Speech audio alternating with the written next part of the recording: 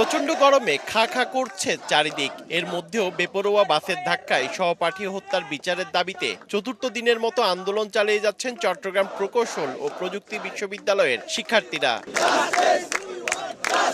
বৃহস্পতিবার সকালে চট্টগ্রাম কাপ্তাই সড়ক অবরোধ করেন শিক্ষার্থীরা। গাছের গুড়ি ফেলে রাখায় বন্ধ ছিল যান চলাচল। শিক্ষার্থীদের অভিযোগ, বিশ্ববিদ্যালয়ের প্রশাসনের ব্যর্থতার কারণে 4 দিনও কোনো সমাধান আসেনি।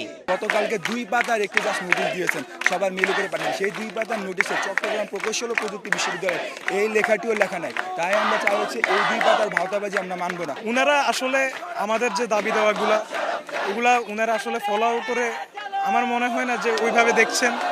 উনারা আমাদেরকে এখনো পর্যন্ত আশ্বস্ত করতে পারেন নাই। যতক্ষণ পর্যন্ত চট্টগ্রাম কাপ্তাই সড়ক 4 লেনে উন্নীত করা ও ফিটনেসবিহীন গাড়ি চলাচল বন্ধের ঘোষণা দেওয়া হবে না, ততক্ষণ আন্দোলন চালিয়ে যাওয়ার হুঁশিয়ারি শিক্ষার্থীদের।